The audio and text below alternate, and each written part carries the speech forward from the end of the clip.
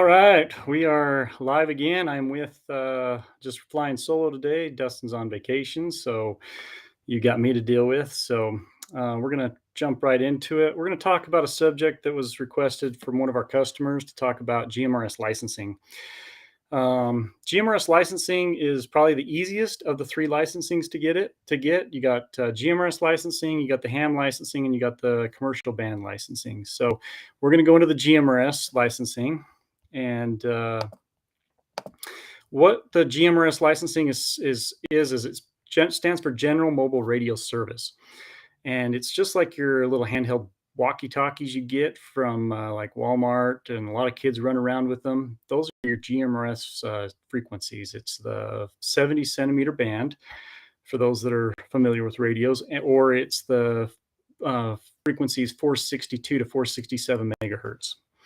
The GMRS, when you get the GMRS licensing, it includes your entire family, and you don't have to take a test like a ham licensing. You just go and pay your fees, and I'm going to kind of show you how to do that and where to find that. So I'm going to go ahead and share my screen here. So just give me 1 second. It's going to look like infinity for a second until I can click the tab here. So, all right. So if you come to our webpage and under research, there's articles. You go to towards the bottom. And by the way, if you guys are chatting on the chat, I can't see the chat right now, so I'll jump back to it here in a second. So I'll get to that if you guys have some questions, but I can't see it right now. So and then you'll come down here, see GMRS licensing, and when you click that, we've got a little writer, and I talk a little bit about what GMRS is. And what it kind of includes, why GMRS is the best for the off-road community. The General Mobile Radio Service covers the entire United States. Those frequencies are licensed for anywhere in the United States, so you don't have to worry about interfering with any commercial or whether you can use them or not. You can use them anywhere in the United States. So that's the really nice thing about GMRS. Once you get the license, once you pay the fee, it covers your entire family. So your kids, your grandparents, and it's good for 10 years. You got to be 18 years old to apply for it. And you're supposed to have a certified GMRS radio, kind of like the COM G95 or a Part 90 certified radio sort. So, and then you can only transmit on the designated GMRS channels. So when you get there, you'll want to, and again, there's no exam. So the first thing you'll need to do is you'll click right here to this, and it'll take you to this link right here. And you're going to click this little FRN number right here, and you'll register for a FRN number. Once you get the FRN number, they'll send it to your email pretty quick. Then what you'll need to do is go to the next link, and I apologize that this is so confusing.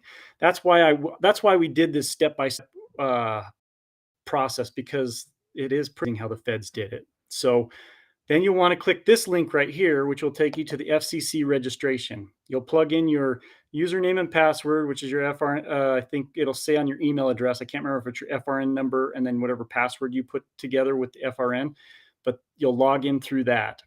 And when you log in, you can see it looks identical right here. So I took some screenshots and kind of pointed you to the direction you need to go. Then you'll go to, it'll bring up a little sidebar, and you'll want to apply for a new license. See that little red bar? That means that's the link you're going to take. Step 4, you're going to have to select which license you want. There's going to be a lot of them, but if you look at ZA General Mobile Radio, which is GMRS, it's close to the bottom. You click that guy, and then it's going to bring up a little questionnaire. And there's like 3 questions. For 99% of us, they're all going to be no. I think the one is like, is there a filing stat for temporary authorization? Most of you guys are going to say no. Is this applicant exempt from FCC application fees? Most of us are going to say no. Is the applicant exempt from the FCC regulatory fees? Most of us are going to know. And then once you go there, it's going to take you to another prompt, which I didn't bring this prompt up because it's all my personal information when I got it. So you're just going to have to put in your personal information, like your name, your address, and stuff like that, your payment information. And then once you pay that, they're going to send you a call sign. And that call sign can be used for anybody in your family. So it pretty much licenses everybody, and it's for non-commercial use. Again, it's a 10-year license, and you have to use equipment that's either Part 90 or Part 95 accepted. And then you should be in or familiar with proper radio etiquette as well. So we shouldn't be cussing on the radio. You're not supposed to play music over the radio. Um, and if they do call for your call sign, which I have never been called for my call sign on GMRS, you can go that route as well. So I'm just going to go back to see if there's any questions on the chat for a second. So that's kind of the basic guide for how to get GMRS licensed. And once you've got that certification, like I said, you're good for the 10 years. It covers your entire family, even down to your kids can use the radio. And you're good up to 50-watt radio. So the GMRS, you're good up to 50 watts. You don't have to have your license if you're transmitting with the little tiny handheld walkie-talkies that are under the 5-watt for channels 14 through 22, or I think it's 2 watts for channels 1 through 14, which are shared with the FRS. So that's kind of basically it.